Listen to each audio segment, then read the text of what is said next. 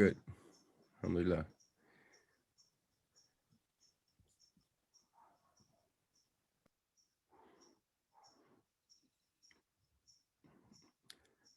So, Dr. Ware, if you have any questions as we're going or whatever, feel free to reach out to just say the tech people, just yell Malcolm or Mimi or something like that. Everything we do in here uh, easy go lucky. Got you. And I can see the chat too, so we should be cool in the Q&A. Alhamdulillah. Assalamu alaikum, Sister Rashida. MashaAllah, it's good to see you.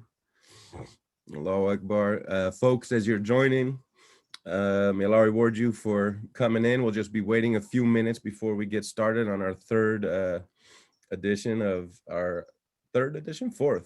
the fourth session of our Ramadan series, Islam and Social Justice.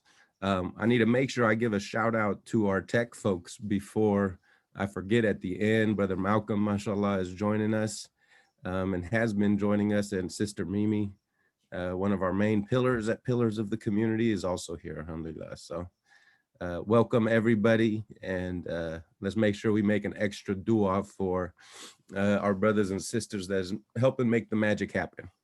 And I was, as I was telling Dr. Ware earlier, I said, I have not forced anybody to be here. Allahu Akbar. So Sheikh, just quick introduction. And Khadija, I can't see you. My screen's tripping a little bit. I'm not sure if Sister Khadija, yes, Allahu Akbar, you there. So welcome, Dr. Ware. As you know, this is a series that we've been doing starting in Ramadan.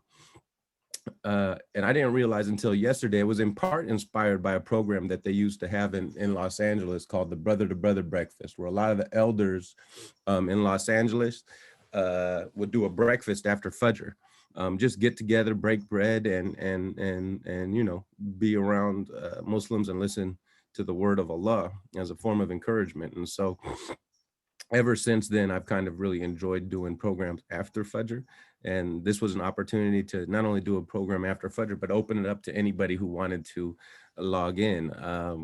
So may Allah reward you for joining us. We're all really excited to have you today. I'm going to hand it over to my co-host, Khadija, to introduce herself, say a few words, and then we'll get started. Cool. Assalamu alaikum, everyone. My name is Khadija. I am the Advocacy Initiative Director for Amnesty West, and I will be your co-host facilitator today. And I'm really excited to do this, inshallah. Just any questions you have there. Yes, and overall boss in a good sense. I realize bosses probably do deserve a bad rap, but she is a force to be reckoned with within our community, and blessed to have her co-facilitating. So with all of that being said, Dr. Ware, we're going to go ahead and hand it off to you, and then we'll have a question and answer following the lecture. Excellent. So assalamu alaikum wa rahmatullah. Greetings, peace and blessings of God Most High to everybody that's assembled. As I reflected on what the appropriate topic to contribute to this series was going to be, I wanted to frame a presentation that would give us some historical context for contemporary struggles for abolition, for police reconstitution / abolition / reimagining, by telling a story about some African Muslim genealogies of abolition and freedom struggles, which may not be known to folks in this room. These are African freedom struggles that actually go back to the continent. And some of the stories that you're going to hear this morning can be found in my first book, The Walking Quran, chapter 3 of that book. But the subtitle of the book is Islamic Education, Embodied Knowledge and History in West Africa. It's a history of 1,000 years of Islamic knowledge transmission in West Africa and the way that it's related to social change, social struggle, and social justice work. So the third chapter of that book is called The Book in Chains, and it's about African Muslim struggles against the slave trade at the height of the slave trade. So part of what I'm going to talk about this morning is drawn from that first work. And then other material is from a book that's not finished that really does a deep dive on this one particular revolutionary movement in the Senegal River Valley at the end of the 18th century that leads to the first modern republic to abolish the institution of slavery within it. So you're going to hear a story about genealogies of liberation that's going to be quite different from some of the stories that you're used to hearing on that topic. So without any further ado, let's just go ahead and hop right into it. And just give me a heads up or a nod in the chat if you're getting that in full screen. Let me just pull up the chat so I can actually see that.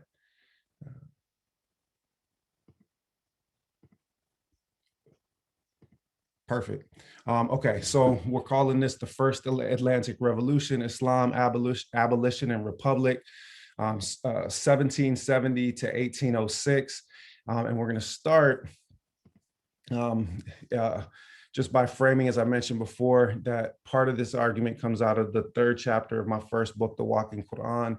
The title is here, and the rest of the talk is from a work in progress, which is about this revolution in the Senegal River Valley. So I'm gonna start with a quotation. And I'll just set it up a little bit. This is from a text from the 1840s, written here in the good old United States of America by a white evangelical preacher. The title of the book is Pro-Slavery Interpretations of the Bible That Are Productive of Infidelity. He, being a kind of progressive in his time, made the argument in this work in the 1840s that proselytizing to enslaved Africans by telling them that they could serve white masters one day in heaven the same way that they served them on earth was unlikely to produce lots of converts. So he gathered up stories about how pro-slavery interpretations of the Bible were actually hindering the spread of Christianity. And in that, he gives this account of an enslaved Muslim man at the port of Savannah in the year 1806. So I'll just read it. In the year 1806, on the arrival of a slaver from the coast of Africa, John Doherty went to the city of Savannah to buy slaves. After several hundred had been sold in lots and single as suited the purchasers, a middle-aged man was put upon the stand who wished to make a communication before he was sold, the purport of which was that he was a Mohammedan, and that whenever the hour of prayer and other devotional duties came, he must have time to attend to them.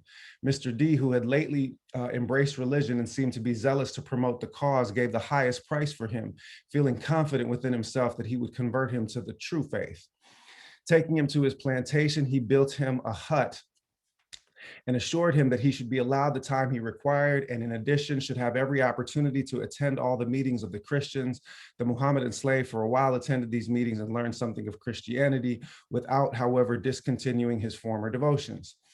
At the expiration of about a year, his master, who was intent on his conversion, asked him formally if he did not prefer Christianity to Mohammedanism and if he would not openly renounce the prophet and acknowledge Jesus Christ.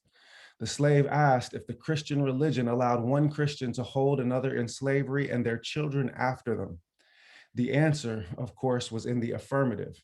The Mohammedan replied that the religion of the prophet did not allow that. The result of all was this slave, in a land of Bibles and gospel ministers, daily said his prayers, performed ablutions, made his prostrations, and at an advanced age died, declaring that God was one God and Muhammad was his prophet. Sallallahu alaihi wasallam. So this story related from the early part of the 19th century actually encodes an incredibly detailed historical narrative behind it. Because as many of you may know, the ordinary position of most Muslim scholars, especially those of Arab background in North Africa and East Africa, held the opinion that, of course, indeed, Muslims could own other Muslims and their children after them. Yet here you have an African man saying that the religion of the Prophet does not allow that. In fact, in some contemporary Arab Muslim societies like Mauritania, for example, they just had to abolish the institution of slavery legally just a few decades ago. We have, places in North Africa where Africans are being traded as currency today. So this idea, and of course we know the abominations of the so-called Islamic State, they were engaging in practices of slave trade as well. So where is this African Muslim man coming from? That in 1806, he says, no, God, the law of God as taught by the Prophet Muhammad does not allow believing people to own one another and their children after them in perpetuity. I'm going to tell the story of how he arrived at that dock. But I want you to just keep in mind that we are seeking out our own genealogies as abolitionists in the story that I'm about to tell you this morning. So let me go back to the sharing the screen.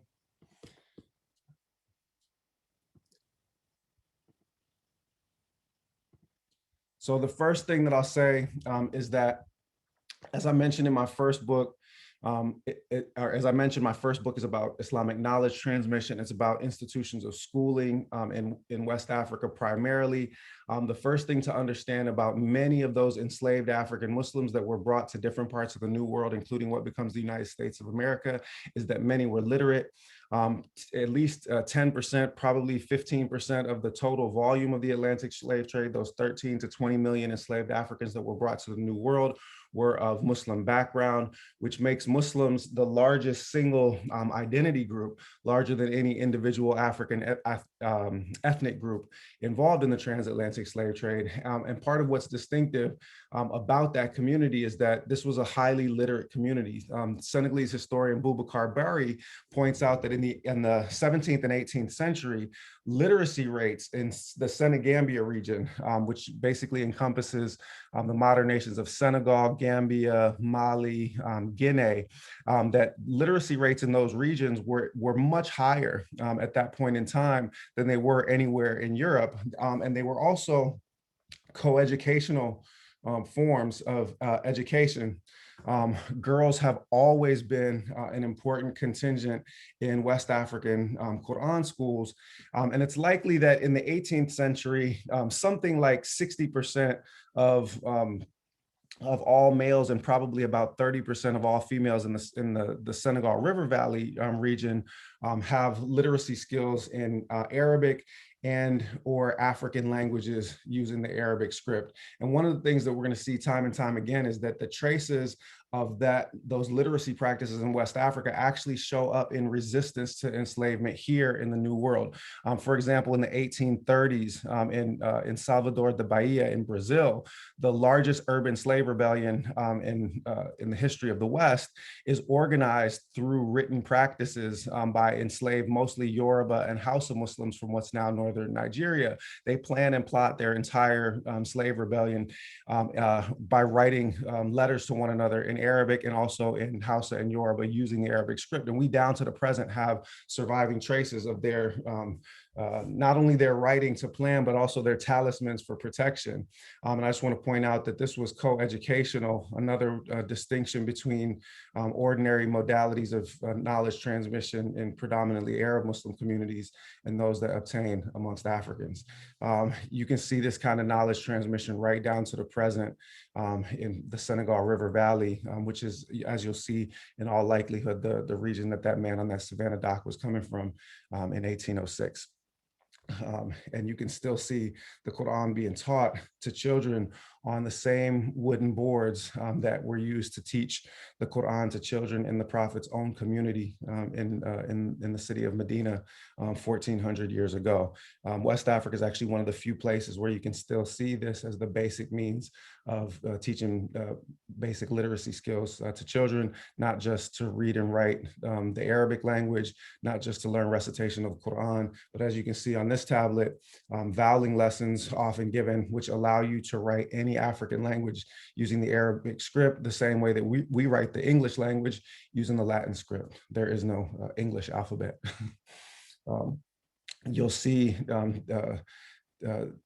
these tablets continued literally like the first tablets, right? Before iPads and Samsungs, this is what a tablet was, because it's an easily erasable surface, which is excellent for drafting, poetry and other kinds of texts without having to use paper, easily washable and erasable. And right down to the present, you can see traditional knowledge transmission of the advanced religious sciences taught in the Senegal River Valley, the same way that they were taught 200 years ago, or 250 years ago, most likely, when that Savannah man was being taught the religion of Islam, or 1,000 years before that, when the first Fulani and Wolof and Serer teachers began teaching the Quran in the region. So a lot that I could say about that. I'll say a couple of things about my first book. The argument of the book is depicted on the cover, that traditional knowledge transmission in Islamic Africa is not something that works strictly through the transmission of analytical reason, the way that Western education does. Rather, the goal is to transmit knowledge as an embodied lived reality from one agent to another, from adults to children, an argument which is depicted visually on the cover. But another part of the argument of the book is that we need to pay attention to Africa when thinking about the history of Islam. Africa is the only continent in the world that has a Muslim majority. There are more than 350 million Muslims in sub-Saharan Africa, Black Africa, as it is still sometimes called. 1 in 6 of the world's Muslims lives in sub-Saharan Africa. 27% of the world's total Muslim population lives on the African continent. And there are far more Black Muslims, sub-Saharan Muslims, than North African Muslims. There are more Muslims in Nigeria than there are in Egypt. There are more Muslims in Ethiopia than there are in Iraq. So when we start to think about genealogies of Black struggle expressed through Islam, we need to be thinking about not just our history of struggle here. And I am rocking the Malcolm shirt this morning, but also as Malcolm, Brother Elhaj Malik Shabazz put it, he said, a cat, if a cat has kittens in an oven, you don't call them biscuits. Now, what did he mean by that? He said, show me Negro land on a map. You call yourself a Negro, well, show me Negro land. He said, I don't know where Negro land is, but I can show you Africa. If a cat has kittens in an oven, you don't call them biscuits. If Africans have descendants and offsprings and progeny in the New World, call them Africans.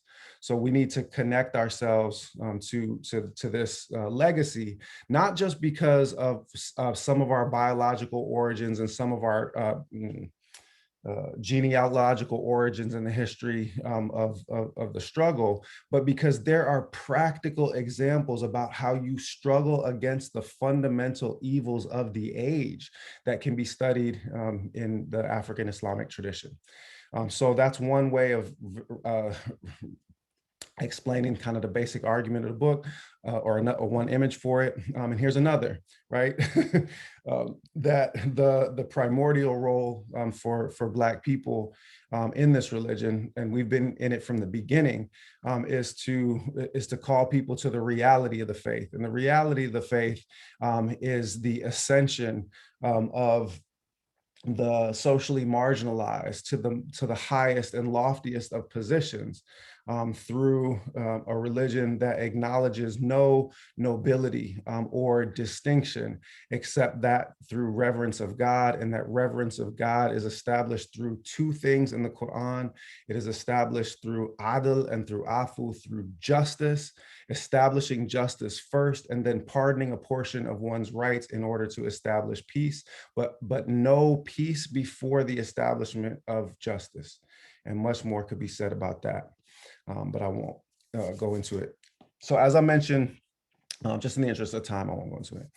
As I mentioned, part of the argument that I'm gonna give you this morning is from chapter 3 of the Walking Quran, and that chapter is called "The Book and Chain: Slavery and Revolution in Senegambia from 1770 to 1890." We're going to be focused on the period that ends with 1806 in today's lecture, but every single chapter of the book is framed by a saying, a hadith of the Prophet Muhammad, peace be upon him. And the saying that governs this particular chapter is, whoever frees a believing slave, God will free his every limb from the fire, just as he has freed those of the slave. And I want you to keep that in mind. So the first thing that I'll say is that resistance to the enslavement of Muslims and resistance to the slave trade itself was focused in the West African region. And I'll just stop the share for a moment to kind of explain this face to face. What tended to galvanize societal resistance to this travesty of the age was the enslavement of religious scholars, teachers, male and female, like the sheikh that you saw in the image, surrounded by his students of the advanced sciences. When I started to research what was taking place in the Senegal region, broader Senegambia, from the 1500s, and indeed the resistance to the slave trade starts there in the 1500s, is I noticed that it tended to be sparked not just by the violation of Islamic law, because Muslims are never supposed to enslave other Muslims.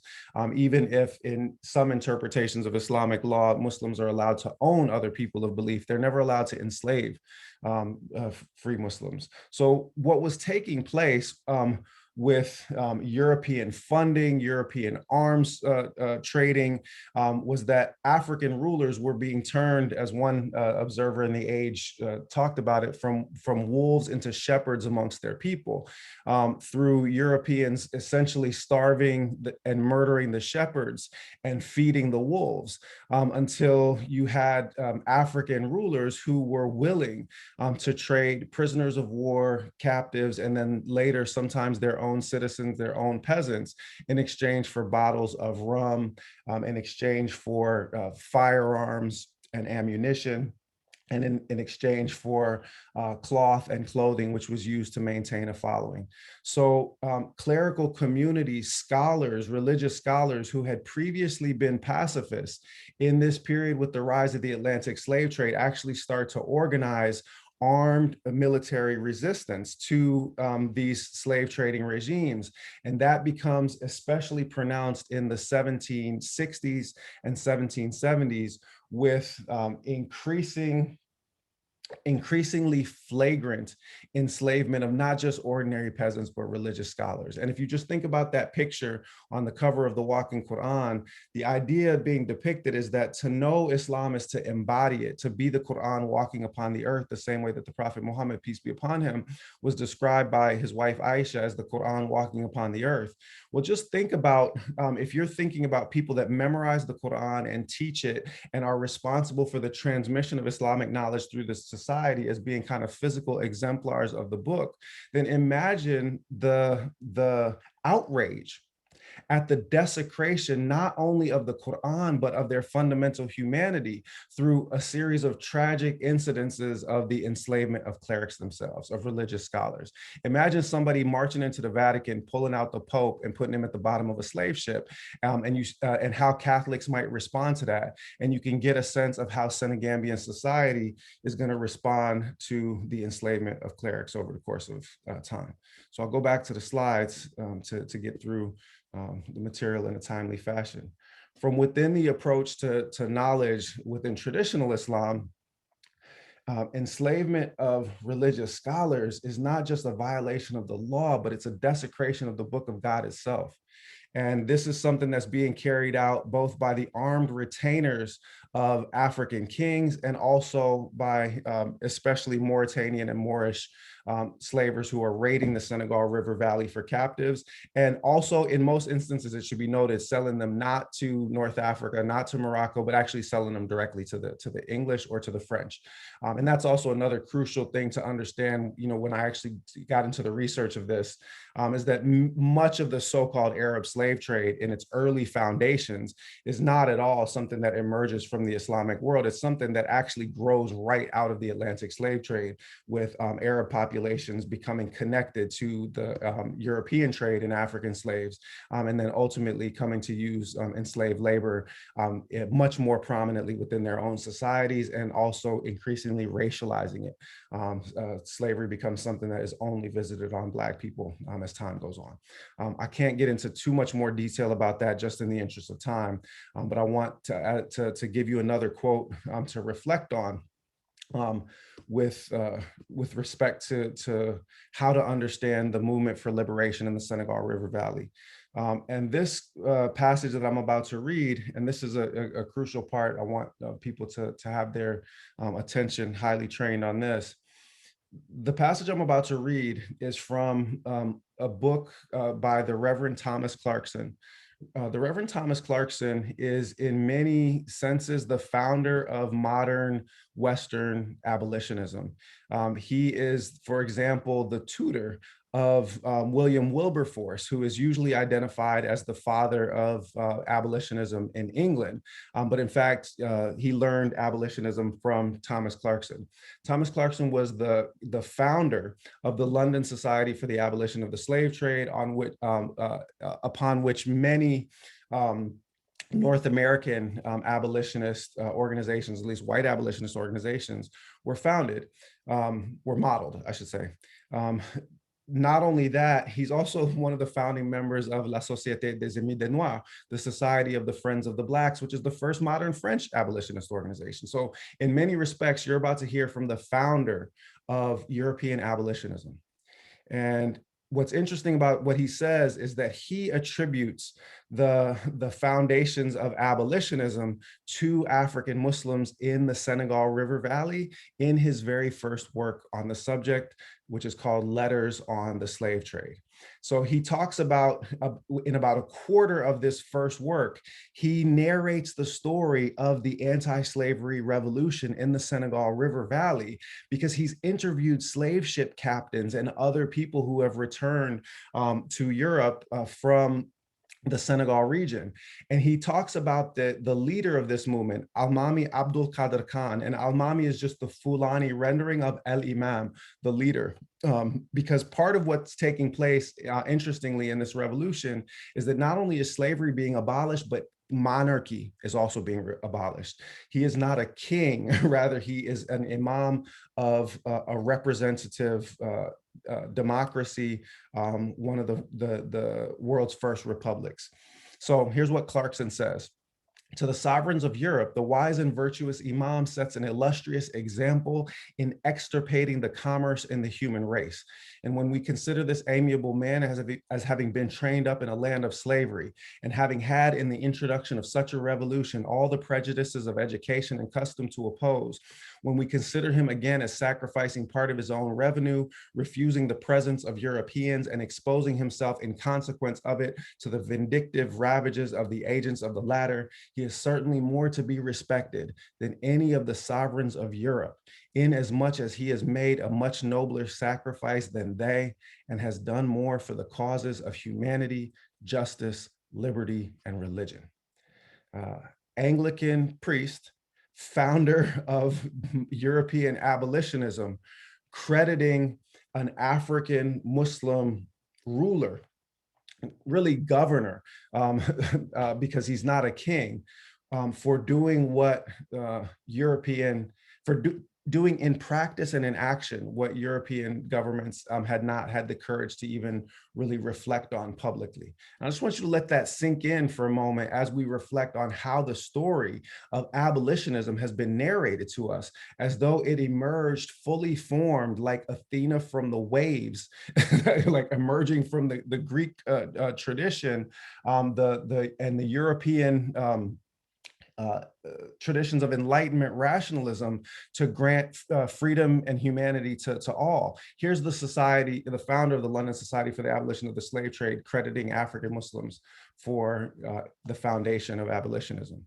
Not satisfied with these proceedings, he made a decree as a discouragement to the slave trade in the beginning of the year 1787, that whereas slaves made in other distant countries had been accustomed to be passed in their way to Fort St. Louis, that's Saint Louis in modern Senegal, through his dominions, no such passage should be allowed them in the future, and accordingly at the proper season of the year, he put his decree into execution by stopping the passage of slaves. They tried him next by many and rich presents, but he sent them all back, adding that he would not only hinder the route of slaves for that year, but as long as he should live, and that if the whites should attempt any depredations on his subjects in consequence of his determination, he would retaliate. His next step was to prohibit the sale of the persons of men and to abolish personal slavery in his own dominions, giving encouragement to agriculture and manufactures in their place. So in the only mistake that Clarkson makes in his narration of this incident is that the decree that he assigns to 1787, because this is when one of his main sources tells him about this decree, is actually something that's dated to 1776. That's when Khan first makes this proclamation that not only is he freeing any person of slave background in Futa Toro who can recite a single ayah of the Quran, a single verse of the Quran, but he's also prohibiting the passage of any enslaved people through his territories to be traded with Europeans or with anyone.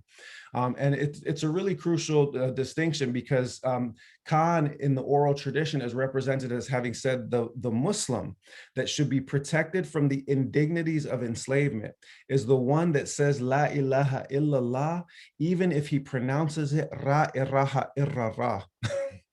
In other words, he doesn't care what your actual religious identification or vocation is. His understanding of the Quran is that not a single verse of God's word should be held in bondage, much less an integral copy of the Quran. So that reciting a single ayah of the Quran, and I'll remind you that single verses of the Quran are sometimes comprised of a single letter, right? Qaf is an ayah. So that should set a human being free.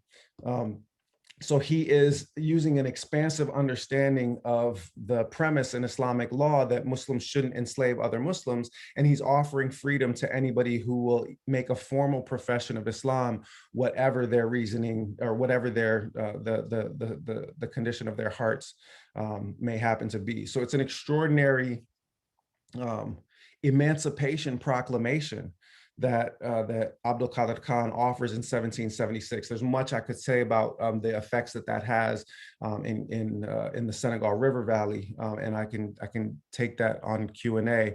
But essentially, it starts to depopulate surrounding regions because people are tired of the abuses of enslaving kings and throw their weight behind this revolutionary movement that is about freedom, and not just freedom from slavery, but also freedom from monarchy as an inherently oppressive institution. And we're fighting, Americans are fighting the same struggle in 1776 against monarchy, but we obviously sold out on the liberty from enslavement part with our whole 3/5 of a person compromise. And again, we can talk about that in the Q&A. Just want to point out that this is not, what's interesting is in spite of the fact that I'm the first historian to really write about this in 40 years and the first to write about it in any kind of detail, is that this was not like a hidden story at the end of the 18th century. You don't have a region of extensive slave supply for the slave trade drop out of it entirely and it not leave a mark in the records at the time. So the first, one of the first governors of Senegal in 1829, Baron Roger, who was resident in Senegal as a young man, when Abdul Qadir Khan made his Emancipation Proclamation, points this out. He said, just in passing, he declared that no free fool of man could ever more be reduced to captivity, that trade would introduce no new slaves into the country, and that every former slave who could read a passage from the Quran would immediately gain his freedom. The only mistake in Roger's narration is that it wasn't a slave who could read a passage from the Quran, it was anybody that could recite one. The last British governor of Senegal, before it goes back into the hands of the French, basically really right down to the present, Lieutenant Governor Maxwell, after the British abolition of the slave trade in 1807, notes, just in passing in some documents, it may be here necessary to remark that there's been greater facility in negotiating with the Imam and less probability of again having disputes with him in consequence of the abolition of the slave trade, a commerce which that prince always opposed as being contrary to the laws of his religion and the means through which several of his subjects, followers of the Prophet, were led into captivity. Much more could be said about this, but I'm going to start to wrap up in the interest of time. And I just want to move through this. I'm not going to go through the chronology of the revolution, but I want to just talk about some of the after effects of the revolution. This revolution in the Senegal River Valley is the first large-scale anti-slavery movement in 100 years. There's another one like it in the 1670s, actually. But this one in the 1770s is much more successful. It essentially abolishes the institution of slavery in a massive region, the northern part of the Senegambia region, for a span of 36 years until Abdul Qadir Khan is assassinated in 1806. And it's very likely that that man at that Savannah dock is one of the lieutenants that is enslaved in the battles that lead to Khan's being deposed as the ruler of Futa Toro. The empire strikes back, and the slave trade is, in point of fact, reestablished after a 36-year absence from the region. Having said that, that movement leads to the spread of other anti-slavery movements, including the revolution of Uthman Dan Fodio in northern Nigeria, which is driven in large part by exactly the same dynamics that were taking place in the Senegal River Valley. And this is a part of that is usually misunderstood about Dan Fodio's movement, is that his so-called jihad isn't a struggle against disbelievers for the sake of them being disbelievers. It's often narrated in that way by kind of overly militant understandings of Islam. His revolution, and the sources from the time of this are clear, is to stop the enslavement of Muslims by Muslims, the exact same thing that's taking place in the Senegal River Valley. And indeed, he's doing this a generation after Khan sets the example. And across 19th century West Africa, there are a series of revolutionary movements that follow in the footsteps of Abdul Qadir Khan that are essentially waves of emancipation. Those waves of emancipation, however, do not just remain confined. Oh, and if you want to know more about this, sorry about that. Let me get back into the slideshow and we'll just do this way. Watch episode 5 of Africa's Great Civilizations, and I talked in great detail about Uthman Dan Fodio's movement. I can't give it justice in this context, but the thing that I want to say is that the waves of that revolution don't just wash up or don't just spread through the African continent, they also wash up on American shores. Just like that man in 1806 in Savannah, we have evidence of, and I'm writing about this in my current work, about enslaved lieutenants of Abdul Qadir Khan literally getting off of slave ships at being sold in Antigua, and then 6 months later fomenting slave rebellions there. There's a documented instance of a person who fought against the slave trade alongside Abdul Qadir Khan in a famous battle in 1796. He gets enslaved when Khan's party loses that battle, and he is sold into slavery, first arriving in Cuba, then later ending up in Saint-Domingue, where he fights alongside Toussaint Louverture to end slavery in Haiti.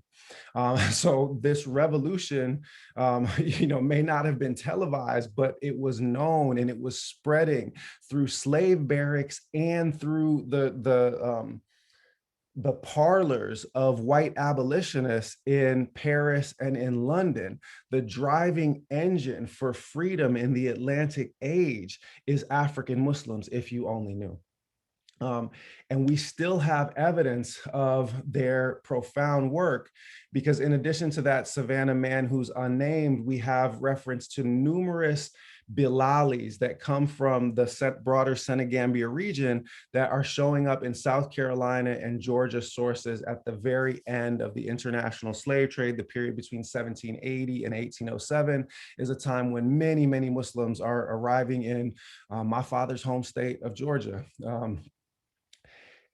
Amongst them are numerous Baileys that are found in the Sea Island registers. This is a commonly taken name amongst formerly enslaved Africans in the region. What's striking about the Baileys is that there are no white Baileys in the Sea Islands. And it's very likely that the name Bailey, when it's taken by Sea Islands Black folks, is actually an anglicization of the name Bilali. The most famous Bilali, the most famous Bailey, is Frederick Douglass, who, as we know, his father was a white man, most likely his owner, or perhaps another white man from another plantation, but his maternal lineage are Baileys from the Sea Islands. So America's most famous abolitionist, African America's most famous abolitionist, is likely descended from West Africa's most famous abolitionist. And I'll just read to close this about how this is our birthright and our natural inheritance as Black Muslims. This is from a WPA slave narrative from the 1930s. This is the last generation to have witnessed the institution of slavery being interviewed about the religious practices of their forefathers. I'm looking for my prayer beads just to have the appropriate prop for the passage, but in one of these narratives, and there are many narratives about the practice of Islam amongst the formerly enslaved, they used to say that Bilali and his wife Phoebe pray on the bead. They was very particular about the time they pray, and they very regular about the hour. When the sun come up, when it's straight overhead, and when it's set, that's the time they pray. They bow to the sun and have a little mat to kneel on. The beads is on a long string. Bilali, he pull a bead and he say, Balambi Hakabara Muhammadu. Phoebe, she say, Amen, Amen. And what we have here depicted is actually one of the surviving documents written by an enslaved African in the Sea Islands. It's an effort to write out from memory the Risala of Qayrawani, one of the Islamic legal texts that is used to establish the basic rites and rituals of practice. So I want to just highlight that right down to the 1930s, the practice of Islam amongst the enslaved was within reach of living memory, at the same time that you have the establishment of Sunni Islamic practice in cities like Detroit and Islamic institutions like the Moorish Science Temple and the early beginnings of the Nation of Islam taking place in cities. When people tell you that Islam died out and then is reestablished, they're making a claim that they cannot demonstrate. Arguments from silence about Black people's history in this country are exceedingly dangerous because I can tell you this, if I was being interviewed about the religious practices of my ancestors and they were Muslims by some white person that's showing up on my front porch in Georgia in the 1930s, I'm not telling them that I'm Muslim. And I'm not convinced that the description of people praying on the bead back in the day isn't masking references to people praying on that bead right that very moment as soon as those researchers leave the front porch. So I'll end the presentation with that so that we can get right into questions. MashaAllah, Jazakumullah khair, Sheikh. May Allah reward you. You know, it's listening to you talk about this history that's, you know, by and large been ignored is always super informative to me. I actually hadn't heard about Bailey being a derivative of Bilali before, and you know, I teach Douglas in a number of my classes as well. So having said that, I'm going to hand it over to Sister Khadija. I think she has a question to ask. And folks in the audience, if you have questions, right now, mashallah, Sister Yasmin has quite a few. But if you have questions, feel free to add them to the Q&A, inshallah, and Allah willing, we'll be able to get to those as well. Sister Khadija.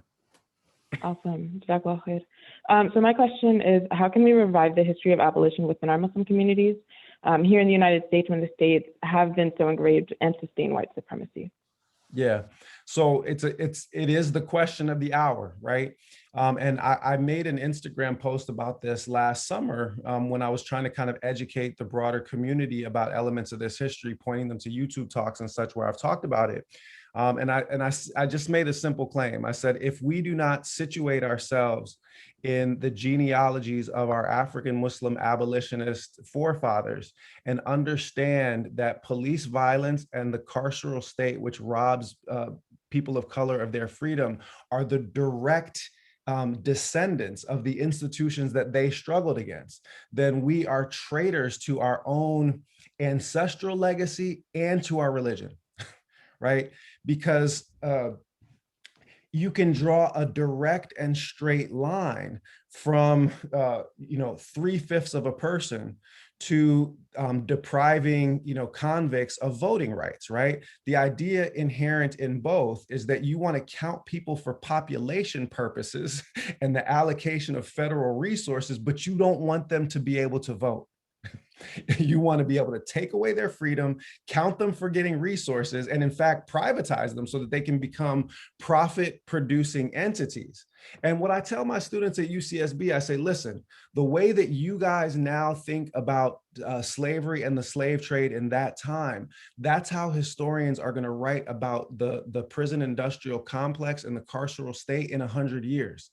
They're going to ask, what kind of people were they that they just let this happen and didn't do anything about it, right?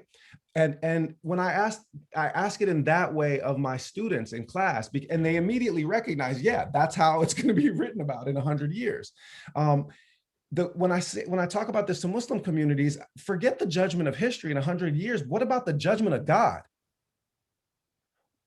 How are we going to stand before our Lord when people are being systematically deprived of their liberty and murdered in the streets simply because they are Black and brown and poor? This is not a social justice issue. And that is not how Abdul Qadir Khan saw it either, right?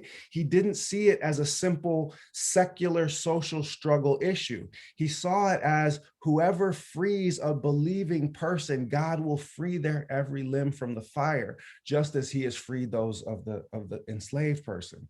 And for him, a person with belief was a person who was willing to utter La ilaha illallah, even if they ain't say it right. So the point is it's not just about protecting people that we believe are part of our religious community, but it's about extending the ethical and moral imperatives that are foundational in our religion to shield human beings from injustice and oppression. And that's a struggle that Black Muslims have actually been at the forefront. Like if in a longer version of the presentation, and I can give this as part answer to Yasmin's question, right? When the Arab slave trade really starts to take off, and it doesn't start, an Arab trade in Africans does not have a significant numerical, what's the word I'm looking for? Substance until the Atlantic slave trade is underway. It is an offshoot of the growth of the Atlantic slave trade. It's one of the most common misconceptions about it. But when that happens in the 1500s, the first scholars to talk about this are scholars in Timbuktu, right? Both Black and Arab descended scholars are writing against this injustice. African scholars are immediately at the forefront of this. You have Moroccan jurists when Moroccan rulers try to enslave people just because they're Black in both the 17th and 18th century. You have Muslim scholars literally being murdered by the state, executed for their refusal to rubber stamp this basic violation of human dignity. So there's a long tradition of abolitionist struggle within African Muslim society specifically, especially in West Africa, but also in North Africa, in point of fact. And we have almost no knowledge, right, of the fact that African Muslims have been at the forefront of struggling against the foundational form of oppression of the age. And you asked a short and simple question. I'm gonna give you a long and complicated answer, but I'm gonna add one more piece to it. White supremacy, as we know it, and racial capitalism, as we know it, are both founded in the Atlantic slave trade. All of our modern commercial institutions, the first corporations, the first companies are slave trading companies. Sylvester Johnson has written about this. Many historians have written about this. So the foundational evils of our age, white supremacy and racial capitalism, are literally produced on our bodies, right? Defining the entire institutional ethos of our current age for the last 500 years. African Muslim scholars immediately recognized this evil and started struggling against it. And we are descendants of them. So how could we refuse to take up the call? SubhanAllah. Why I feel like there's always a mic drop at the end of your responses, man. It's like, dang, how are we gonna ask a question? So we have some really good questions in the Q&A, but I'm gonna take advantage of my position as one of the hosts, kind of following up on what you said right now. So in some of my classes, when I talk about slavery, inevitably there's somebody in the class that makes the case, and racism, frankly, that Yep. make the case, well, hasn't racism always been there, or hasn't slavery always been there? One of the things that becomes very apparent in a lot of our Islamic discourse or discourse amongst Muslims is the way that Western worldviews have played away in the way that we see the world and interpret what we're reading, what we're talking about, and the words that we use. So for example, many people will make the case that Islam is oppressive against women because women sit in the back of are in the back of the masjid, turning kind of this Islamic discussion viewing it from the eyes of somebody sitting in the back of the bus, right? And so how can it not be oppression if it doesn't closely resemble what we see here? And in the same way, I think a lot of the time our conversations around slavery, but even race, right? What it means to be black, what it doesn't mean to be black, what it means, what's an Arab in Africa, what's a non-Arab, what's a black person in Africa? Can you talk a little bit about, or even abolition, right? And talking about getting rid of police or getting rid, all of those concepts are so kind of linked to the way we've been raised. It's not our fault necessarily, right? It's what we've watched on TV, what we've read in our books, et cetera, the way that we see the world. Can you talk a little bit about how viewing these conversations from that lens ends up really robbing us from a kind of broader, larger conversation? Yeah, so the thing that to help pull together the different parts of what you asked, two people were echoing in my head. One was Malcolm, and Malcolm is saying, of all the disciplines, history is the most likely to bear fruit for the struggle, right? And then Ibn Khaldun, really the founder of the modern discipline of history, 14th century North African sociologist and historian, thinking of history as this tool in this way. And between the two of those, like, that's really what I see myself as offering to this conversation. So with the question of slavery, there's this broad polemical attempt to try to flatten all kinds of historical slavery and make them the same thing, okay?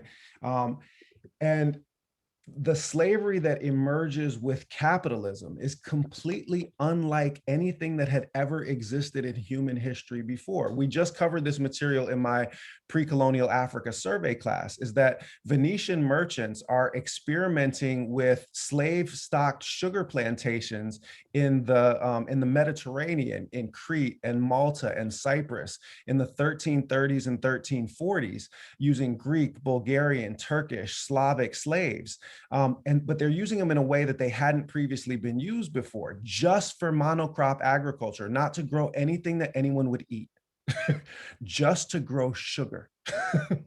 And what they learn over the course of time is that if you allocate resources so that you're not actually concerned with like subsistence agriculture or feeding or sustaining populations of people, you're willing to just literally work them to death and replace them with entirely new crops of people every 3 or 4 years, then you can have incredibly high profits that you can then reinvest into doing the thing over and over and over again.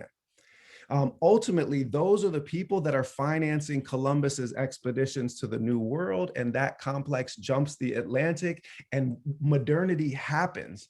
But the slavery that emerges is completely unlike any slavery that had ever existed before, and it becomes targeted in a racialized way, specifically on Black bodies.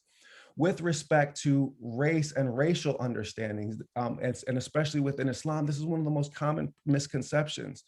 The majority of the Prophet's early followers, peace be upon him, were either dark-skinned Arabs, Africans, and or formerly enslaved or socially marginal people in Mecca. Now, this is a really complex statement that needs unpacking. The majority of the enslaved amongst the Arabs in the Prophet's time were Arabs, not Black people, okay? Secondly, Arabs knew Black people predominantly as conquerors. I'm going to interrupt you. Can you say that again? Because even in my mind, this is what's so crazy about the world that we've grown up in. Even in my mind, right? When we read hadith, when we read stories of Quran about slavery, it's Black people in my mind. No. The majority of the enslaved amongst the Arabs were Arabs, because they enslaved anybody that was politically marginal and weak that they could enslave in that point in time. And it was legal for them to enslave themselves for debt and for other reasons. So the vast majority of the enslaved amongst the Arabs were Arabs. The first time that Africans get introduced as enslaved populations in the Arabian Peninsula in any significant numbers is in the immediate aftermath of the failed conquest of the Kaaba that is recorded in Surah Al-Fil, about the Abyssinian armies being turned back in the year that the Prophet was born. Before that, the previous 200 years, Western Arabia was always under Ethiopian dominion. Africans ruled over the Arabs, and there were Arab slaves in Africa in that point in time. The dynamic was completely reversed. The first time that there's a fundamental shift in that is in the year that the Prophet himself is born. So now there are people who are descendants of those failed Abyssinian conquests in that year, and Bilal is among them. His mother is somebody who is taken prisoner in the aftermath of one of those battles, according to most of the narrations. So there's a fundamental misunderstanding. The majority of the enslaved amongst the Arabs were Arabs. And it's only essentially in that period that enslaved Black people are really introduced in any significant number at all, and almost always coming directly from this region of Abyssinia because of this one political conflict. And that's also the reason why the Prophet ﷺ sends his first community to Abyssinia. This is not just a Christian king that is known for nobility and goodness, but also the most powerful ruler in the region at the time. Period, full stop. It's the best place to get protection. There's much more that could be said about this. I worded my language very carefully when I said that they were either dark-skinned Arabs, Africans, or formerly enslaved or other socially marginal people, because those were sometimes overlapping categories, but not always. So if many of the enslaved are Arabs, many of them are not what we would describe as Black people. But the point is that many of the Arabs of that time are people that we would describe as Black people. right? So the Ali, the Prophet's own cousin, and the first male convert to Islam, is described in sources from the time as being asmar shadidul asmara in color, deep brown, chocolate brown in color. The color terminology that's used to describe Ali is the same color terminology that's used to describe Bilal. And Ali is a full-blooded Arab, not descended from intermarriage with Africans. And this shouldn't be surprising because the Arabs are descended from Abraham and Hagar. Hagar is of ancient Egyptian and therefore African origin. Arabs in that time ranged from bright in color, like the Prophet ﷺ, to very dark brown or even black in color. They later become whitened through the conquest of a bunch of Mediterranean societies that progressively lightens what Arabs look like. And you can track this plainly in like the emergence of light-skinned supremacy and Arab chauvinism in the medieval sources. So there is a kind of colorism that works its way into Islam, and there for sure is Arab ethnic chauvinism in early periods, but there's nothing like modern racism in those early Arabic sources. There's really nothing like it. And when we read history backwards and project essentially the dynamics of like 19th century Saudi Arabia, back to the time of the Prophet Muhammad, peace be upon him, and imagine that all the Black people there are descendants of slaves, it's nonsensical. And we got Black people hiding in plain sight. Umar ibn al-Khattab, okay? The second caliph in Islam, the Prophet ﷺ's right-hand man, on his maternal grandmother's Abyssinian. Okay, so he's what we would think of today as a Black person, right? And you can be full-blooded Arab and be dark-skinned to begin with kinky hair, because Arab in that time is not a racial category. It's a cultural, linguistic, and genealogical category that has different kinds of people of color in it. Oh, I got like 1,000 more questions, but Khadija, I'm gonna go ahead and hand it over to my sister. Sounds good. That was incredible, Jazakallah khair. Like I learned some, like that's not a lot of things that I would typically learn like at a lecture in a masjid and stuff like that. So may Allah reward you. But Sister Sada has a question, so I'll go ahead and ask. How does prison abolition fit into an Islamic framework? Considering the inherent harms and faults of the prison and criminal system, is it then Islamically obligatory to fight the system? It's absolutely Islamically obligatory to fight the system. And I made an Instagram, post about this, just explaining it. I'll just explain what the post said, and then I'll explain how I, narrated it. So the post just said, in order to like get people to reflect on this, is that, I said Muslims pretend to be really concerned about bid'ah. But you know what didn't exist in the Prophet's time, peace be upon him?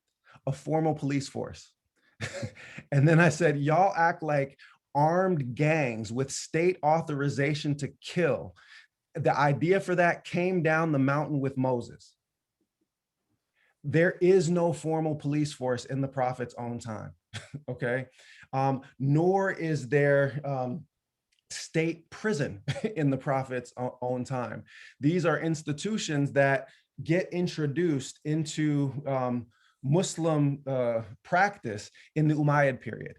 And as you know, if you've listened to me talk before, I don't claim anything that the Bani Umayyad did. They're the descendants of the people that tried to assassinate the Prophet. They're people that, that create essentially the Sunni Shiite divide in Islam. We don't have any reason to rubber stamp, militarized Arab chauvinistic conquest of the world in the name of the glory of Islam, which is how the conquests are usually narrated. So I don't claim, anything that they did as normative, certainly not the creation of police forces or prisons.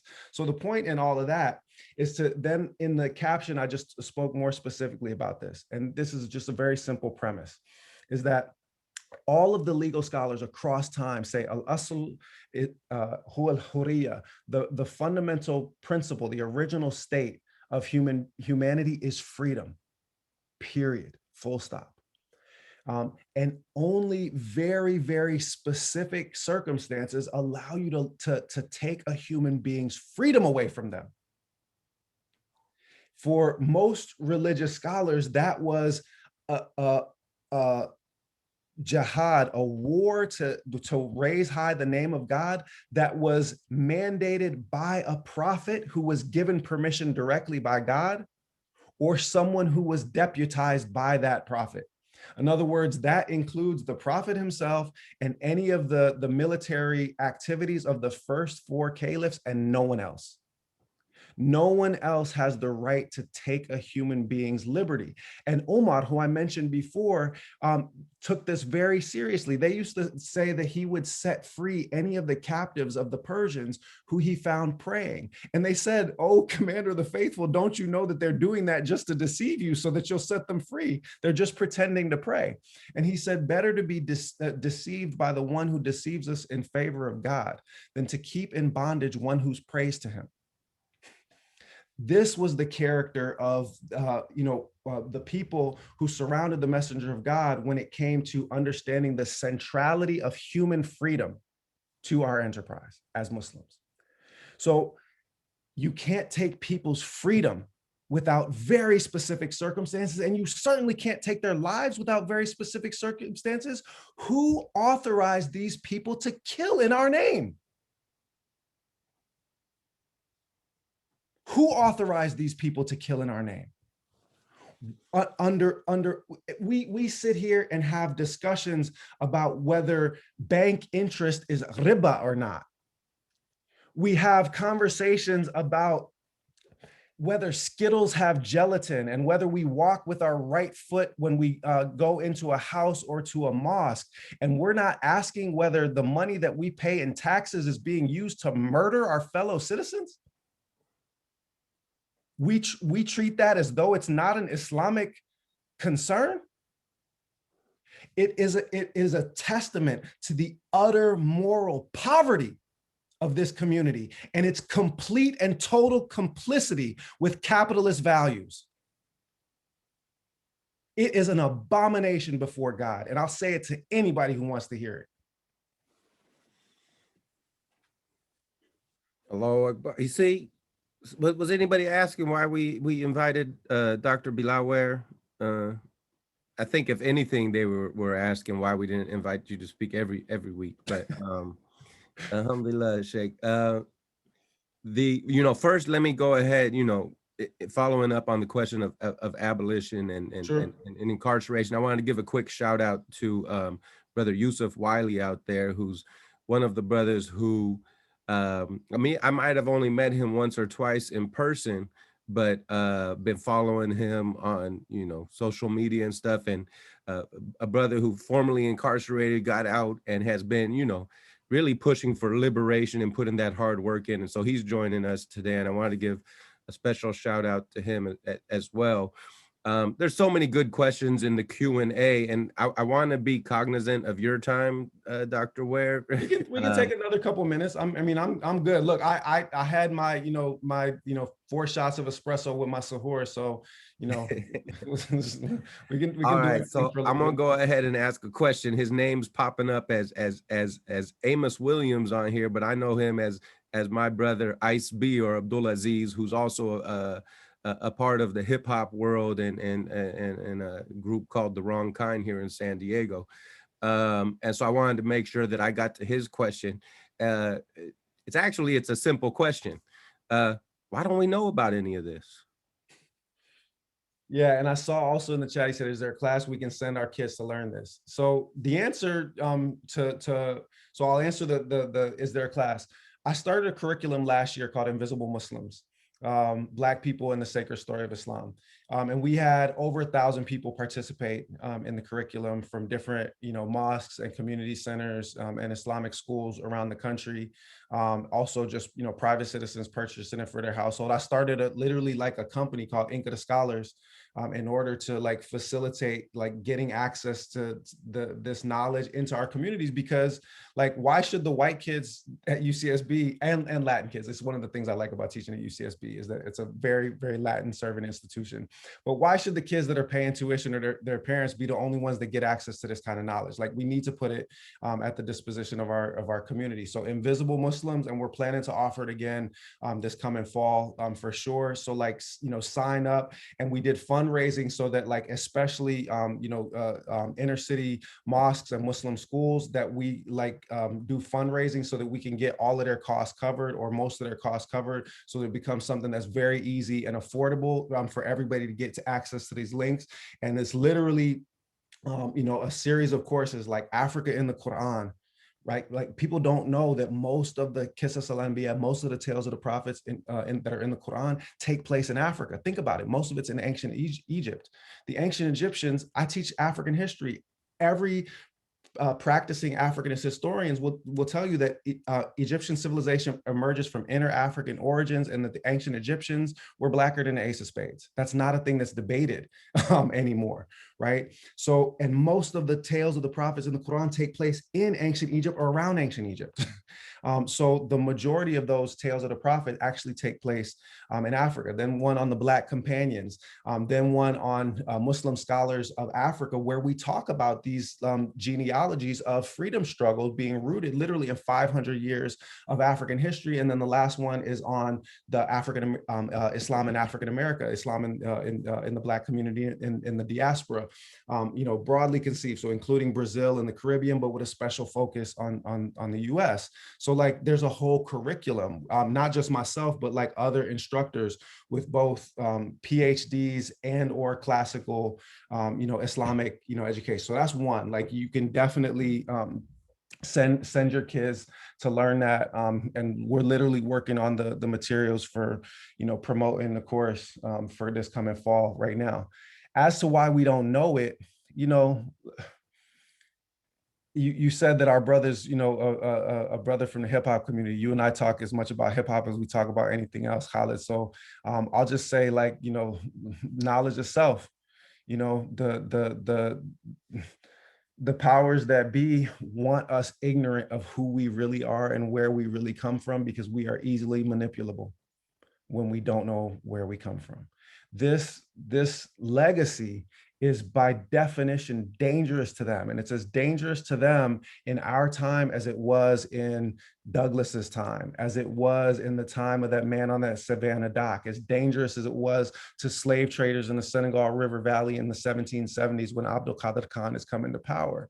Anytime Black people mobilize the moral and ethical traditions of our ancestors in order to struggle in a systematic fashion for human liberation, we free all of humanity with us. All of humanity with us. And that's what people were responding to after the Floyd murder. People understood in a basic way in every corner of this world that if we could get Black people free in this moment, that somehow everybody was going to get free. Because you can't cut off all of the tentacles of white supremacy and racial capitalism. They govern everything in every society now. But if you stab at the belly of the beast, if you stab the monster in its heart, then all the tentacles are going to fall away. If Black people ever truly become free in these United States of America, it is a harbinger for the liberation of humanity as a whole.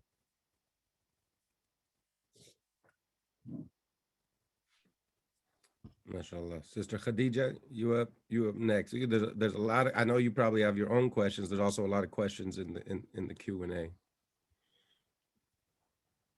Yeah, I know a lot of folks are aching to have their question answered, so I'll just go ahead and ask. This one's more about your book. Can you share what the research process was like for your book, The Walking Quran? Yeah, it came out of my PhD dissertation. So I did a PhD at the University of Pennsylvania.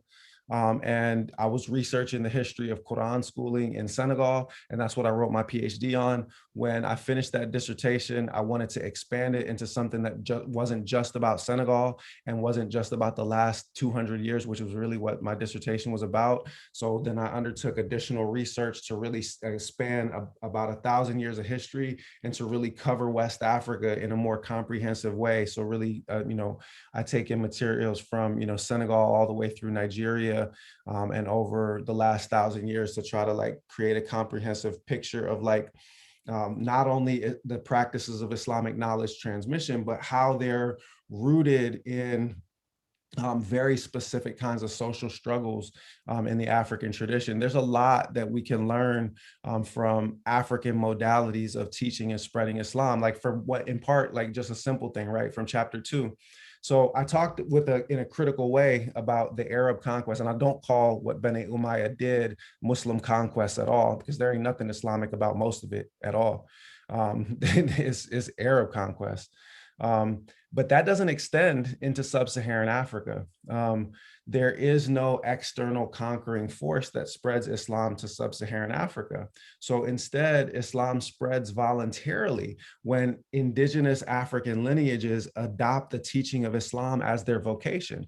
And they do the work of spreading. It's literally the jihad of those wooden boards that I showed on the slide, as opposed to the jihad of the sword.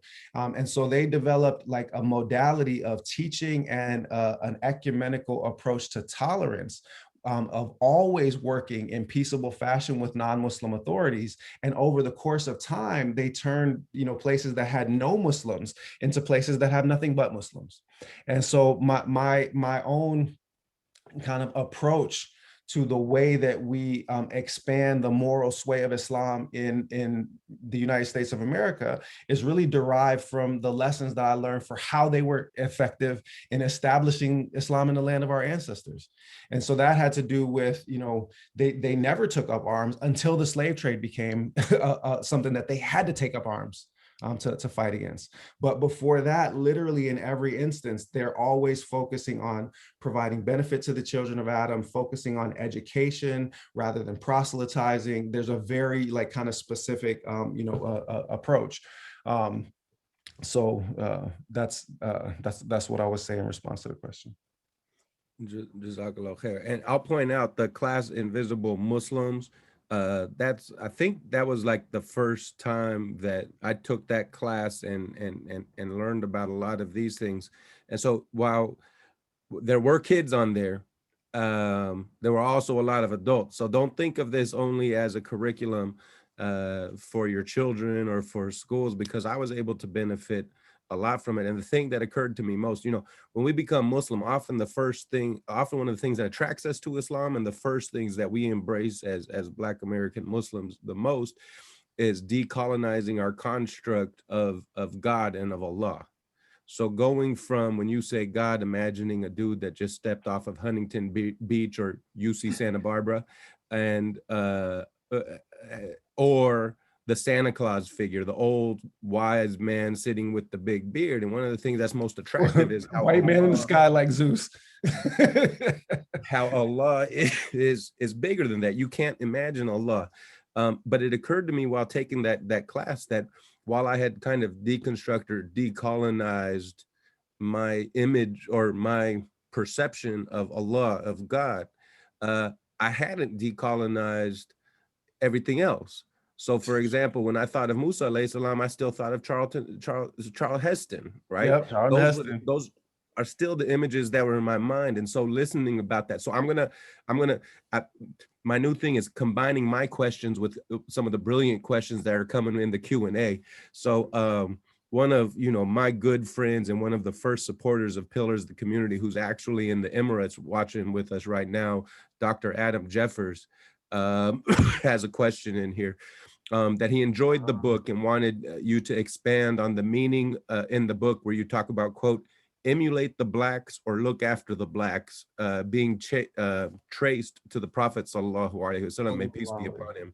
Yes. And what I'll add to that is, man, you got to break down the story of Musa a little bit I will. Okay. Just give us a little bit of a taste. I'll give you a taste. So we'll go in reverse order. So we'll start with you said Dr. Jeffers' question. So I mentioned that each chapter of the Walking Quran has a hadith to frame it. I don't actually say that in the book. What I say in the book is a saying attributed to the Prophet, because in point of fact, there are two that I use that I can't be sure are actually verifiable hadith. One is the ink of the scholar is better than the blood of the martyr, which frames chapter 2 and is sometimes circulated as a hadith, but I'm almost certain that Hassan al-Basri was the first person to say it. And the other is the one that Dr. Jeffers points to, which is that sometimes the chain of transmission for Ittihada as-Sudan, which I translate as emulate the blacks, is the chain of transmission is questioned whether the Prophet actually said this or not.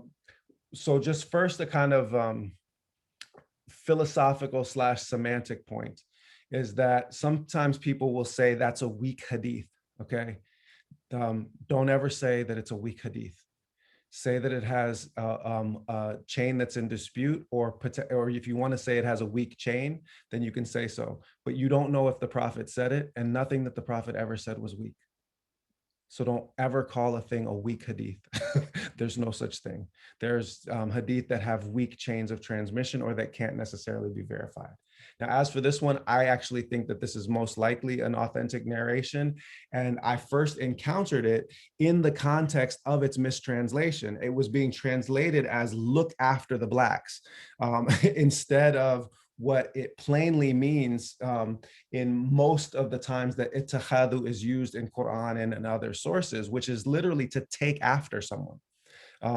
And if from the context, which is the context of the hadith is to say, take after the blacks, for from among them are 3 lords of the people of paradise. The Negus of Abyssinia, in other words, that Christian king that I mentioned that gave safe harbor to the Muslims, Luqman the sage, who has an entire chapter of the Quran in his name, and Bilal the Muezzin, the first to call to Islam. So the question that I asked with respect to this is, even if you wanted to have a paternalistic interpretation, like look after the blacks, it doesn't even fit with the meaning of the hadith. Look after the blacks because from among them are 3 lords of the people of paradise. You just described 3 powerful, wise people. Why would you be talking about you then have to look after them? The Prophet ﷺ was saying, emulate the blacks, for from among them are 3 lords of the people of paradise. And that was, plainly the case, because there isn't anything in authentic narrations from him, ﷺ, that ever showed condescension or paternalism towards black people. Again, they were a principal part of his early following and his exemplars. And here's how I'll connect it to your question, Khalid. The Prophet ﷺ said that when he saw visions of Moses, and he had many visions of Moses, he said that he was the most handsome of the black men. He described him as Adam Shadidul Udma, which is dark black in color, or Asmar Shadidul Asmar, dark brown in color. He said his hair was Ja'ad, kinky or nappy. That's how he described Moses. And Moses is the most frequently occurring proper name in the Quranic text, occurring at least 135 times. Aisha, who we mentioned before, is describing the Prophet, peace be upon him, as the Quran walking upon the earth. She has a narration that she said the stomach of the messenger of God was never full. And if he didn't have anything to break his fast, it didn't stop him from going out and fasting again the next day. She said, I used to weep for him for the condition that I found him in and say, you are a messenger of God. Why not ask your Lord for at least enough to fill your stomach? And he, sallallahu alaihi wasallam, said, Aisha, what do I have to do with this world of yours? My brothers amongst the resolute messengers were patient and steadfast in the face of worse than this. I would be ashamed to go back to my Lord and rejoin their company, having enjoyed a life of ease and comfort. So why am I telling that story now? Is that the majority of those prophets that the Prophet ﷺ was emulating were Black people. including and especially Moses, who's the most frequently occurring name in the book that he, sallallahu alaihi wasallam, bore on his heart. They were his heroes. They were the people that he looked up to. He saw himself, sallallahu alaihi wasallam, as walking in Moses' footsteps when he made his hijrah. That was his exodus. So our entire, what's the word I'm looking for? Worldview on Islam, just as you said, brother, has been colonized. It has been thoroughly riddled with Arab ethnic chauvinism that causes Black people in the sacred story, whether in the Quran or in the life of the Prophet or in our Islamic history more broadly, to disappear. And the argument that I make about that is that Black people are so fundamental to the Quranic text and to the early source material and to the history of religion that this is not ignorance, this is willed ignorance. This is not people just being forgotten. This is Black folks being made to disappear.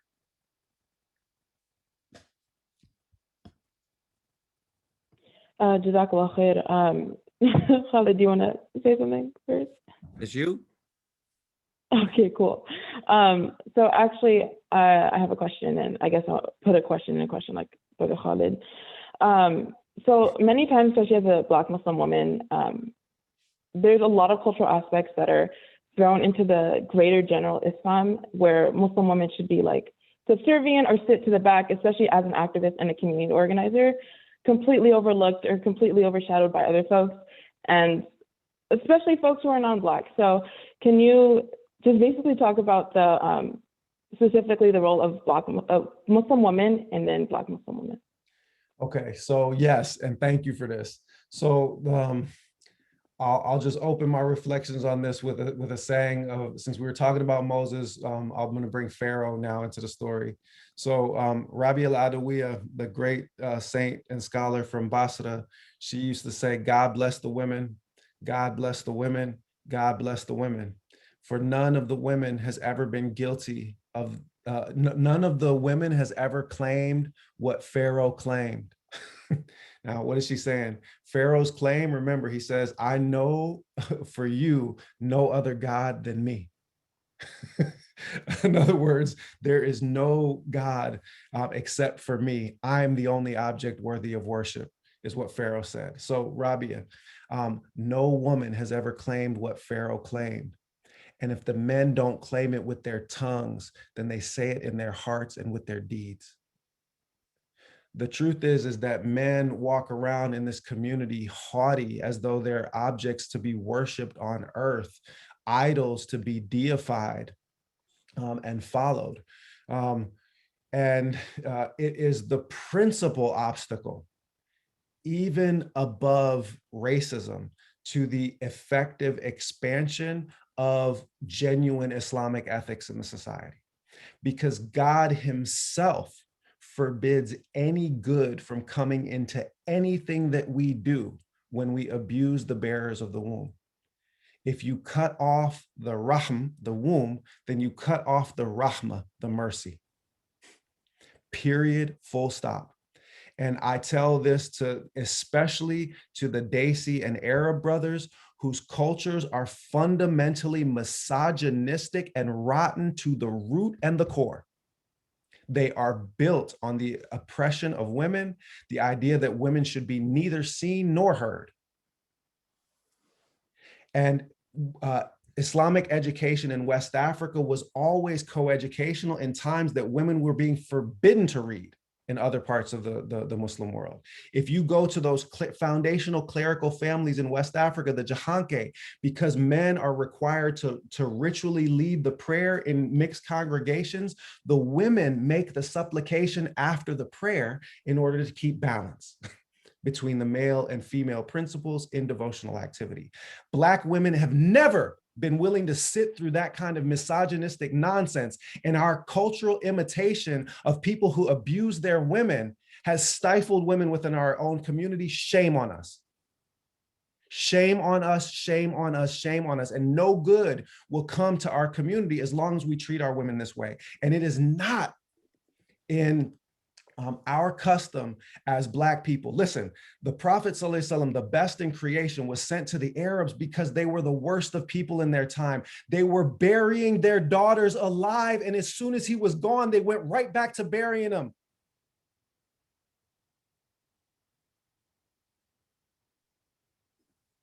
Culturally, stifling them, silencing them.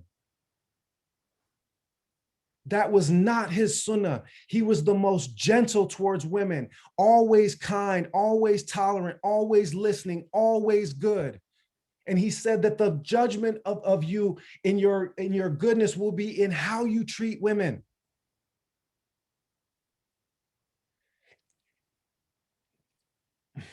And I'll just say this about the Invisible Muslims curriculum, and it's for that reason that we developed the curriculum as always being team taught by 2 instructors for each course, 1 male and 1 female, so that we could model. I'm in a mood, so I'm not going to say what's on my mind, so that we could model for these people what healthy gender relations are supposed to look like when, men actually respect women as exemplars of knowledge and piety, rather than people that are supposed to be cooking and picking up after them.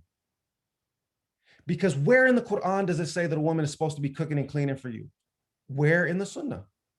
Show me, point to it. These are cultural norms that were established by misogynistic people, and we have no reason to follow them. SubhanAllah, Jazakumullah khair. So I'm going to follow up on that with a couple of questions. One of them is that it occurred to me as you're speaking, there's a couple of things. One is, I'm going to try to combine them so that, because otherwise we're going to keep you here, Sheikh, till Maghrib, till it's time to break fast, honestly. So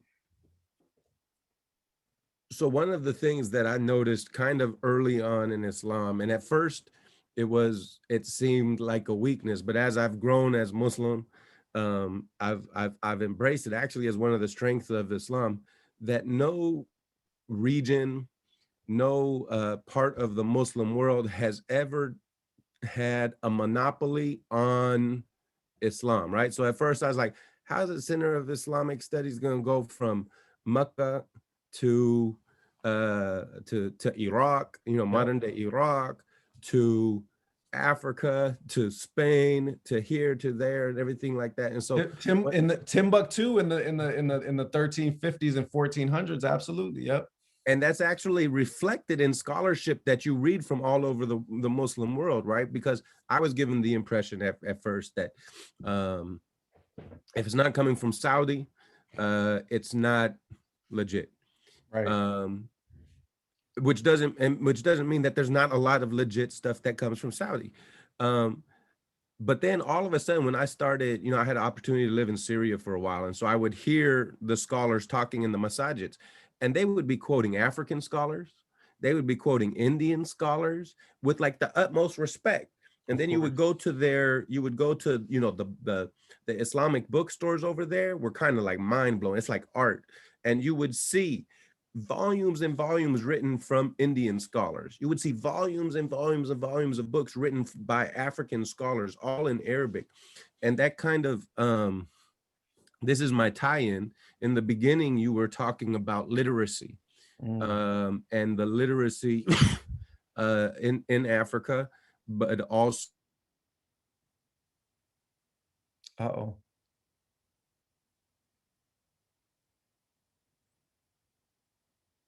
Khalid, I don't know. I really wanted to hear where the question was going. Like he set it up and everything, on the literacy piece. But maybe we can get Khalid back sooner rather than later. Do we want to do another one while we're waiting for him to come back and finish his question?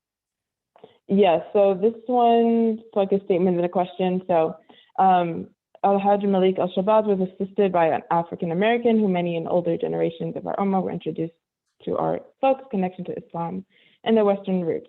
Alex Haley. Maybe Haley, although a capitalist, was a 20th century abolitionist for modern forms of slave mentality. What are your thoughts? Okay. Yes. So, and this is crucial, because it's also a place where,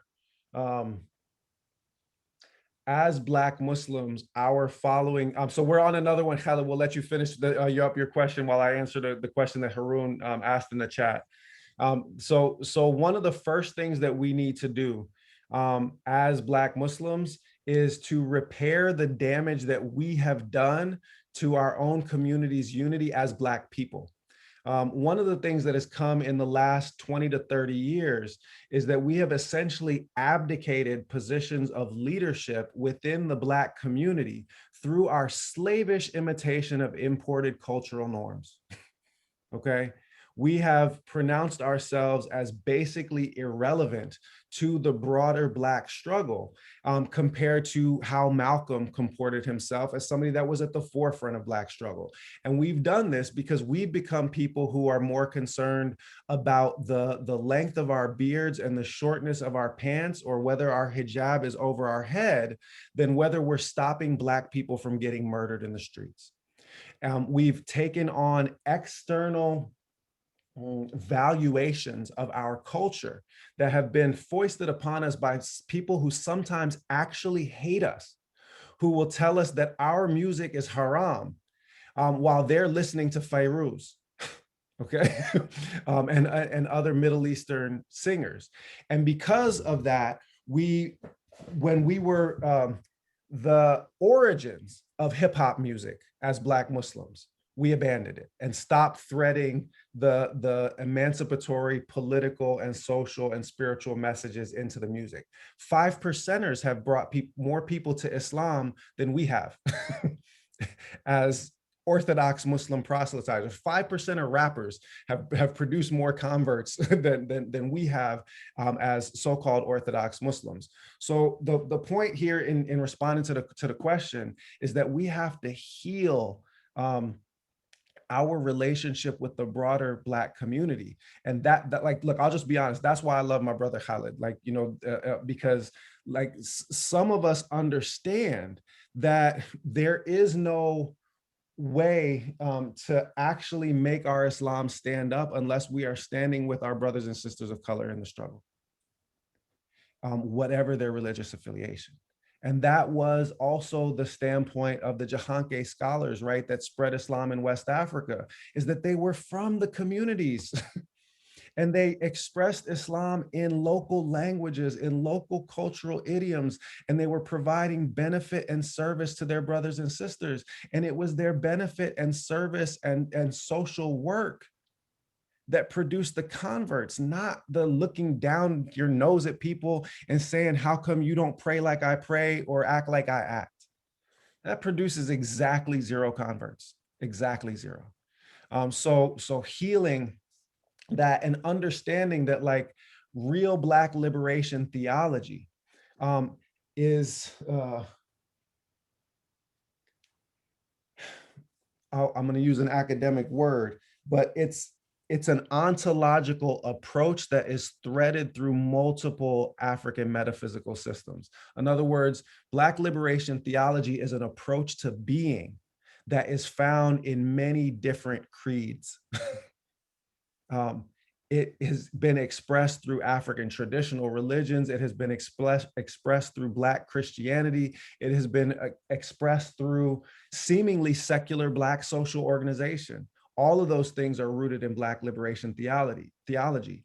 But we as Muslims have this extraordinary capacity to bring the clearest, most authentic articulation of the relationship between spirituality as a vertical connection with the divine presence and social justice as the way of establishing khilafa, real stewardship in creation. We are armed with the best repertory to contribute to this discussion, and we are abdicating our responsibility. We have not just the ideas and ethics of Islam, but we also have a history of 500 years of struggling against racist, white supremacist, capitalist modernity. And yet we go in unarmed, right?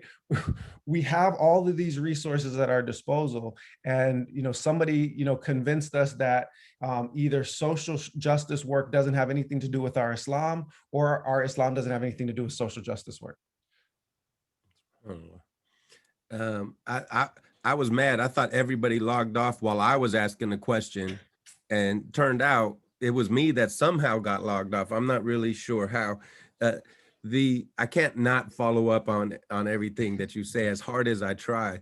But not only have we given up our agency as Muslims, because one of the things I love the most about Black American Muslims is we learn and take from the best of so many different cultures, right? So we're able to study in other countries. We're able to, just look at what I call Sunnah swag.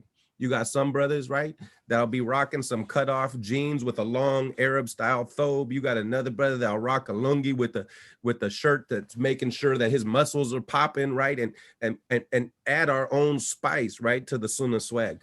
And we see that as far as the deen too, where we're able to learn from African scholars, from Arab scholars, and everything like that. But a lot of the time, those of us who haven't had the opportunity to travel, and this is connecting to that idea of, the center of Islam has always moved, that we often, not only do we take the version of immigrant Islam that has come to us, but we also don't recognize that many immigrants, and may Allah reward, like some of them have done amazing work. Yep. And so I don't want to take away from that.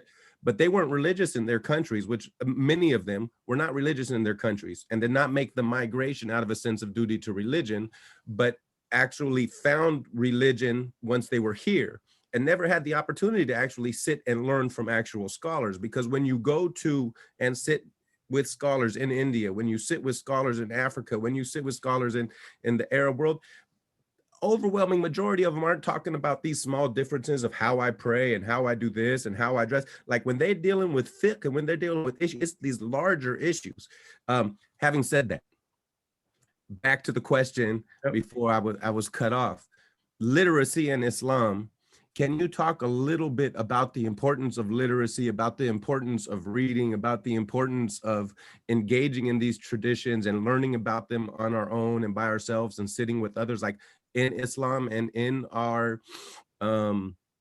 resistance to in our attempts to decolonize, and the importance of literacy and reading? Yeah.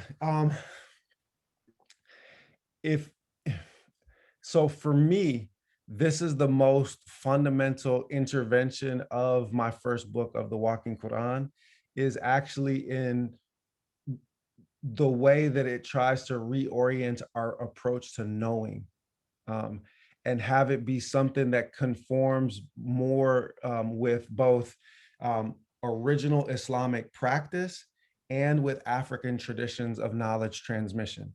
And those are really the same thing, that knowing in our traditions, both the African and the Islamic, and of course, those that are both African and Islamic, are rooted in experiential embodied transmission of knowledge.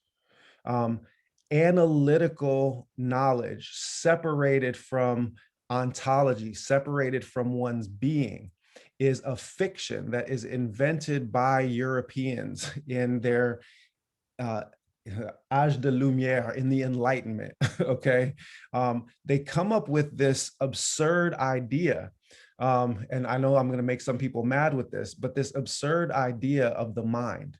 Okay, so I just want to point this out. The Quran never mentions the mind, not one time.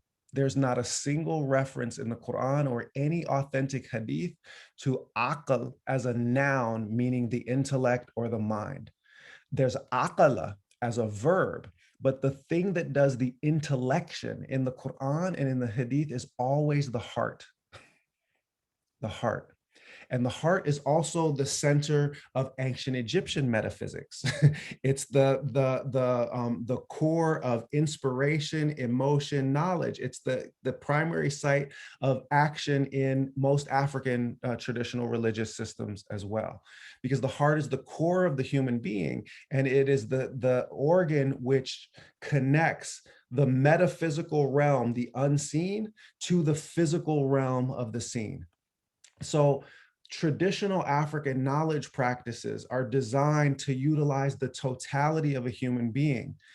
Education through the limbs, the heart, the spirit, and the soul, educate the totality of a person.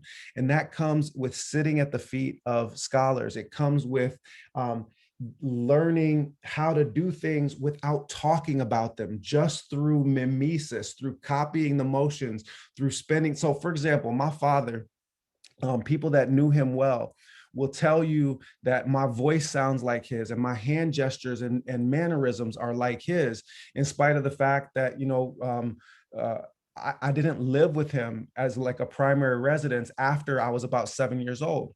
Okay. But the reason for that is that you learn most of what you're going to learn not through anybody directly teaching you that thing, but just simply by being around people. And as you learn to be in the world, your examples of how to be in the world are garnered from those that are socializing you. So the point of this is that we need to start to understand transmission of Islam as an ethical system, as a comportment, as a means of establishing a metaphysical connection through the tried and true knowledge transmission practices of our ancestors, which is less of a focus on situating literacy in a narrow analytical and discursive frame as this tool that we need to acquire for job acquisition and other things, but rather as part of a broader socialization of human beings and as a tool of liberation, because that's what it was being used for by our African Muslim ancestors. And that's also what it was being used for in the community of the Prophet ﷺ in Medina. That's what education is for. It's for making people into people and teaching them how to free themselves. And we have lots of examples of that in our tradition. And again, like my fundamental complaint, like, Malcolm says, like, if a cat has kittens in an oven, you don't call them biscuits. We've cut ourselves off from the roots of, of what made us us. And I want to say one other part of this. That swag, that Sunnah swag that you talked about, and that eclectic approach, like hip hop expresses that as well, right? You can take music that comes from any part of the world, but if you get the beat break right, then you can make it into hip hop. This is something that is hardwired into Black culture in the Americas specifically, okay? And there's a reason for this, is that when people like that enslaved man on that Savannah dock and others were being brought from literally hundreds of different linguistic communities, hundreds of different cultural backgrounds, and put to work under the brutalizing conditions of American slavery, they had to produce a common grammar for a culture that couldn't be united just through ancestral practices anymore, because everybody had different ancestral practices. So they labored to find not the vocabulary of a shared experience. In other words, not the exact same words, but to establish a common grammar across Black culture that a lot of different kinds of speech acts could find themselves situated in. So we can remix anything and make it Black, because that's how we became Black, out of being thousands of different kinds of African identities. Blackness in America is a miracle, because never before in human history had hundreds of different cultures had their peoples enslaved, brought into an entirely new context, united by nothing other than a racial slur that is subjected against them by the population. And they turned that around and turned it into a positive identity driven by an authentic liberatory humanism. When we renounce Blackness, it's an affront to God. He brought us through this experience so that we could teach the world a timeless truth through our experience about how to become one people without having what made you vanish. And I'll say the last part about this to because I agree with you. I sometimes come across as hard on, immigrants. We both know that it's not all immigrant Muslims, right? But the younger generation, especially, are often attracted to our culture, not just because like our culture is youth culture for the world, but also because I suspect that they just have this instinctive understanding that if they want to stay them, they have to learn the magic from us. Because as you said, like everybody else that is colonized by Europeans either becomes Europeans or they become a mirror opposite of Europeans. Like that over identification with Islam in a narrow kind of identity driven way by immigrants here is out of a fear of being just made into to white people, right? But they become white people in every significant way: class, privilege, racial condescension, all of those things. The point is that we've been in the belly of the beast for 400 plus years, and we're still us, and that's a miracle. If we abdicate that, we're going to be held accountable before God for it. It's jazz, right? It's our ability to take something and riff on it and make it ours, and it can take noise and sound and make it beautiful, and take the scraps and turn it into a meal. And honestly, it's everything that makes me proud to be an American. Yep. Is the resistance to what it means to be American. I like to say as American as bean pie and chai, right? Yep. We're not dealing with apple pie. We're not dealing with all of that. We're taking it all, man. And I'll take some peach cobbler. Right. So let those for some reason, these talks during Ramadan always turn to food, and we actually rapped yesterday talking about bean pies as well. One of my favorite words in the world actually is AWK, ak. And it's because it's not akhi, it's not my brother, that's my ak. And there's something about that and about the Americanization of that word. Like I won't say akhi. If I'm speaking in Arabic with somebody or whatever, I'll say it. Nah, I ain't going out like that. But the word ak itself is beautiful. And to me, I always struggle with the concept between practicing Islam and establishing it. And I don't think there's any word that I know of more that signifies the beginning of establishing Islam in this country as the word ak. Ak. I'm gonna let you, take us out. We spent longer today than normal, but I can't say how blessed I feel to be able to be in conversation with you, with our sister Khadija, and all of those tuning in. So I'm gonna hand it over to you, folks. Next weekend, tune back in. We have another couple of amazing speakers that are going to be joining us, and so Dr. Bilal Ware. Okay, well, I'm gonna then pass the mic because I mentioned the Jahanke principle of having the women make the supplication after the prayer.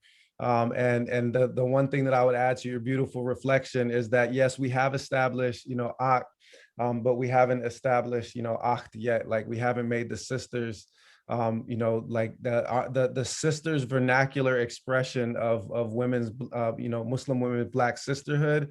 Like that's the thing that we need to get to if we're really going to make Islam stand up. So I'm with you 100,000%, as you know, but I'm going to ask our sister Khadija to make the closing supplication, inshallah. Okay, cool, I got you. All right, Bismillah. Ya Allah, you are the most merciful, passionate, forgiving. Please reward Dr. Bilal and everyone involved in the planning of these programs. Please bless each and everyone who attended and their families, and protect them from the evils of this world and grant them Jannat al-Firdaus. Ya Allah, you are the most hearing, you are the all-seeing. You hear what we cannot physically say, and you see the internal battles that we are facing while others do not. Please grant us ease to all of our hearts, guide our hearts to only you, to the remembrance of you. Make our hearts and our bodies yearn for your love, your words, your remembrance. Allow us to take everything we learned in today's program and implement it into our lives. Ya Allah, for all of our Muslim brothers and sisters suffering around the world, please remove oppressive regimes, governments, and grant them justice and bring ease to their pain. For those facing the horrid attacks of police brutality, please grant them justice and bring justice to their families and communities, and allow us to plant the seed of hope through fighting injustices and oppression in our communities.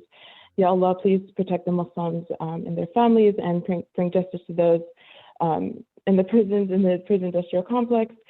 Please protect the families who are being separated. Please protect and bless our siblings in Yemen who are being starved, our siblings in Ethiopia, Myanmar, China, France, and everywhere else where they believe are facing the effects of hatred. And please reward them for all of their struggles, grant them patience and justice, and allow us to all meet in Jannah. Ya Allah, unite our hearts, mend our ties, guide us to the pathways of peace, deliver us from darkness to light, save us from hidden and apparent indecencies, and bless our ears, our eyes, our hearts, our friends, our families, and accept our repentance, as you are the one who guides the most, who guides to repentance and accepts it, the most merciful. Alternative hearts, make our hearts steadfast in your deen. Ya muqallib al-qulub, thabbit qalbi ala dinik. والعصر إن الإنسان في خسر إلا الذين آمنوا وعملوا الصالحات وتواصوا بالحق وتواصوا بالصبر. آمين. Nah, see that right there is a mic drop. So alhamdulillah. On that note, folks, follow Dr. Bilal Ware at Butch Ware, I believe, on Instagram. He's always posting important conversations and classes that you can be a part of. We also have some folks, and maybe you can put it in the chat, who are in the different UC systems that are interested in figuring out a way to take some of your courses at UC Santa Barbara in some shape or form. And so I don't know the specific name of your class. Everybody else, we have, again, next Saturday and Sunday, tell your friends, tell your family, come back. Make sure after you're done that you go and make a couple extra rakats, salatul ishraq. Nothing but rewards in this right here. So alhamdulillah, listening to this and listening to, you know, the word of Allah and a calling towards deen is nothing but blessings. Let's cap off them blessings with an extra 2 rakats and then go about our day. Assalamu alaikum wa rahmatullahi wa barakatuh.